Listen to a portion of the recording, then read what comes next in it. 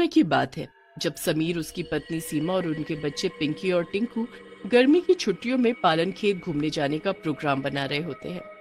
वो लोग पैकिंग कर ही रहे होते हैं कि तभी समीर के भाई का फोन आ जाता है। समीर अपने भाई, भाभी और उनके बच्चों को भी चलने के लिए बोलता है, पर जाने से मना कर देता है। अरे भैया, वहाँ मत जाओ, वो तो बेकार जगह है। आप कोई पहाड़ों वाली जगह जाओ ना। मैं भी तेरी भाभी को वही बोल रहा हूँ। खैर, देखते हैं वो मानती है या नहीं। समीर सीमा को काफी बोलता है कि कबीर वो जगह बेकार बता रहा है, पर सीमा जिद पर अड़ी रहती है। आखिरकार पर समीर को अपनी पत्नी सीमा की बात माननी ही पड़ती है और वो पालन खेत के लिए ट्रेन से निकल पड़ते हैं। पूरा दिन सफर करने के बाद जाकर रात के करीब 1 बजे वो लोग पालन खेत से रेलवे स्टेशन पहुंचते हैं। काफी रात हो चुकी होती है और पूरे स्टेशन पर एकदम सन्नाटा होता है। सब चल ही रहे होते हैं कि तभी समीर को पीछे से एक आवाज आती है। मैं बहुत दिनों से भूखी हूँ बाबूजी, मुझे कुछ खाने को दे दो। समीर इधर उधर देखता है पर उसे कोई भी दिखाई नहीं देता। फिर वो वापस आगे चलने लगता है। कुछ कदम चलने के बाद उसे फिर से वही आवाज आती है। अरे बाबूजी, कहाँ जा रहे हो? मुझे कुछ खाने को तो दे जाओ। अरे भाई, कौन है यहाँ? सामने आओ। अरे क्या हुआ समीर? पता नहीं कौन बार बार मुझे आवाज दे रहा है, पर इधर उधर देखता हूँ तो यहाँ कोई भी नहीं दिखता। अरे आप इन सब पर ध्यान मत दो और चलो जल्दी यहाँ से। बस फिर सब होटल में जाकर सो जाते हैं। समीर लेटा लेटा अभी भी बस वही सोच रहा होता है, पर थोड़ी देर में उसे भी नींद आ जाती है। अगले दिन जब सब उठते हैं तो समीर रात का वो किस्सा बिल्कुल भूल चुका होता है। सब लोग उठते हैं और बस तैयार होकर घूमने निकल पड़ते हैं। पूरा दिन घूमकर सबको बहुत तेज भूख लगने लगती है। उफ, अब तो एक कदम भी चलना हमारे बस की नहीं है, ऊपर से इतनी तेज भूख लग रही है। आप जल्दी से कुछ खाने का ढूंढो। हाँ, देखो ना, सामने ही वो ढाबा है। चलो वहीं चलते हैं, खुले में खाएंगे और आसपास इतनी हरियाली भी है। बस फिर सब लोग वहां जाकर बैठ जाते हैं और खाना खाने लगते हैं। जैसे ही समीर पहला निवाला तोड़कर अपने मुंह में डालने ही वाला होता है कि तभी सामने पेड़ के पीछे उसे एक औरत की झलक दिखाई देती है। उसके लंबे लंबे बाल होते हैं, पर उसकी शक्ल अंधेरे के कारण दिख नहीं पा रही होती। मैं बहुत दिनों से भूखी हूँ बाबूजी, मुझे कुछ खाने को दे दो। चुड़ैल दोनों हाथ आगे करके उससे बार बार खाने को मांगती है। समीर उसे बड़े ध्यान से देखने लगता है। फिर उसके बाद वो सीमा और बच्चों की तरफ देखता है। सब लोग मजे से अपना खाना खा रहे होते हैं। अब समीर को समझ आने लगता है कि वो आवाज बस उसी को सुनाई देती है। समीर अब उस औरत के पास जाने की सोचता है। सीमा, मुझे अपना पेट कुछ ठीक नहीं लग रहा, मैं जरा अभी थोड़ा टहल कर आता हूँ।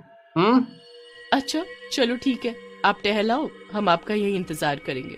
समीर वहाँ से उठकर उस पेड़ की तरफ जाने लगता है जहाँ वो चुड़ैल छुपकर खड़ी होती है। धीरे धीरे वो वहाँ तक पहुँच जाता है। चुड़ैल पीछे मुंह करके खड़ी होती है। कौन हो तुम? कल से क्यों मेरा पीछा कर रही हो?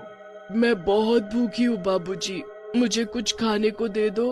हाँ, पर पहले अपनी शक्ल दिखाओ। तुम उधर मुंह छुपा कर क्यों खड़ी हो? मुझे कुछ खाने को दे दो बाबूजी, मैं बहुत भूखी हूँ। ओफो, परेशान हो गया हूँ मैं ये सुन सुनकर। कल से तुम बस यही बोले जा रही हो। क्या तुमको अभी तक कोई ऐसा नहीं मिला जो तुम्हें कुछ खाने को दे सके? समीर बार बार एक ही बात सुनकर इतना चिढ़ जाता है कि गुस्से में आकर उस औरत के कंधे पर हाथ रखता है और उसको अपनी तरफ कर देता है। इतना करते ही वो दूर जा गिरता है और उसके मुंह से एक चीख निकलती है। उसके सामने एक भयानक शक्ल की चुड़ैल खड़ी होती है जो समीर की तरफ मुस्कुराकर देख रही होती है और दोनों हाथ फैलाकर अभी भी उससे भीख मांग रही होती है। मुझे बहुत भूख लगी है बाबूजी, मुझे कुछ खाने को दे दो। समीर की चीख सुनकर इतने में वहाँ सीमा भी आ जाती है। समीर को नीचे पड़ा देख वो उससे पूछती है, ये तुम यहाँ क्या कर रहे हो और तुम इतनी बुरी तरह चीखे क्यों थे?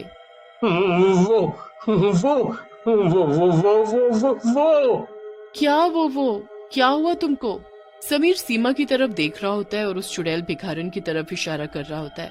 सीमा बार बार उससे पूछती है कि वो क्या दिखाना चाह रहा है। फिर समीर खुद चुड़ैल की तरफ देखता है तो वहाँ तो कोई भी नहीं होता। अरे, वो कहाँ गायब हो गई? कौन कौन गायब हो गई? क्या बोले जा रहे हो आप?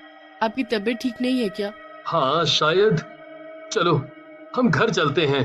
सब लोग होटल वापस आ जाते हैं। सीमा और बच्चे तो थक कर चूर हो चुके होते हैं और बिस्तर पर लेटते ही उनको गहरी नींद आ जाती है, पर समीर अभी भी उस चुड़ैल को नहीं भूल पा रहा होता। आखिर वो चुड़ैल भिखारन मेरे पीछे क्यों पड़ गई है? मैं जब से इस शहर में आया हूँ तब से वो बस मुझे ही सुनाई दे रही है और मुझे ही दिखाई दे रही है। आखिर इसके पीछे राज क्या है? खैर, जो भी हो मुझे क्या, हम तो कल यहाँ से चले जाएंगे और वो चुड़ैल यहीं रह जाएगी। यही सोचकर समीर बेफिक्र होकर सो जाता है और अगले दिन अपनी बीवी बच्चों के साथ घर के लिए निकल पड़ता है। पहले वो लोग होटल से रेलवे स्टेशन तक की टैक्सी करते हैं। रात के करीब 11 बजे होते हैं और रास्ते में बिल्कुल अंधेरा होता है। टैक्सी चलते चलते अचानक एक सुनसान जगह रुक जाती है। टैक्सी ड्राइवर टैक्सी चेक करता है तो उसे समझ ही नहीं आता कि टैक्सी में क्या गड़बड़ हुई है। अरे भाई साहब, आपको यहाँ से दूसरी टैक्सी लेनी होगी, ये टैक्सी तो खराब हो गई है। अरे, अब हम इतनी रात में कैसे जाएंगे? हमारी 1 बजे की ट्रेन है। हाँ, मैं समझ सकता हूँ, पर जो है आपके सामने है, मैं भी क्या कर सकता हूँ। उसे फिर से वो चुड़ैल भिखारन की आवाज आती है। समीर मुंडी घुमाकर देखता है तो वो वहीं सड़क के पार खड़ी होती है, जो हाथ फैलाकर अभी भी समीर से भीख मांग रही होती है। मुझे बहुत भूख लगी है बाबूजी, कुछ खाने को दे दो ना, मैं तुम्हें ऐसे यहाँ से नहीं जाने दूंगी। समीर अपना सर पकड़कर रोने लगता है। सीमा उसे देखकर परेशान हो जाती है।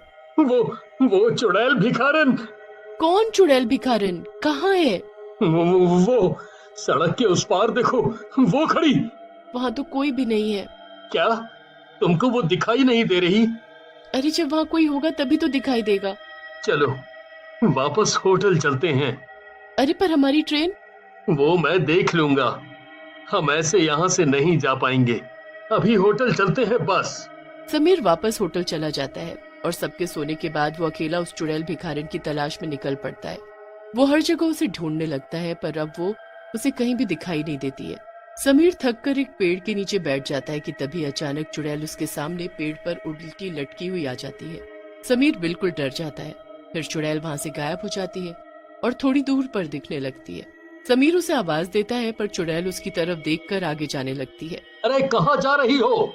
रुको, मुझे ये बताओ कि तुम मुझे क्यों परेशान कर रही हो और क्यों वापस नहीं जाने दे रही? चुड़ैल हंसते हुए आगे बढ़ती है। समीर उसके पीछे पीछे जाने लगता है। समीर उसे बहुत रोकता है पर वो नहीं रुकती। चलते चलते चुड़ैल एक जगह आकर रुक जाती है। वहाँ एक घर होता है जो बिल्कुल खंडहर बन चुका होता है। चुड़ैल उस घर का दरवाजा खोलती है और उसके अंदर चली जाती है। समीर भी उसके पीछे पीछे घर के अंदर चला जाता है। वहाँ चुड़ैल एक कमरे में चली जाती है। समीर भी उसके पीछे जाता है तो उस कमरे में एक कंकाल पड़ा होता है। उसको देखकर समीर के एकदम होश उड़ जाते हैं। उस कमरे में एक फोटो लगी होती है जिसमें बिल्कुल हूबहू उसके जैसी शक्ल का आदमी होता है और उसके साथ एक औरत खड़ी होती है। अब आया कुछ याद? ये तो कबीर की फोटो है। ये यहाँ कैसे? और ये औरत कौन है? ये मैं हूँ और ये तुम्हारा भाई।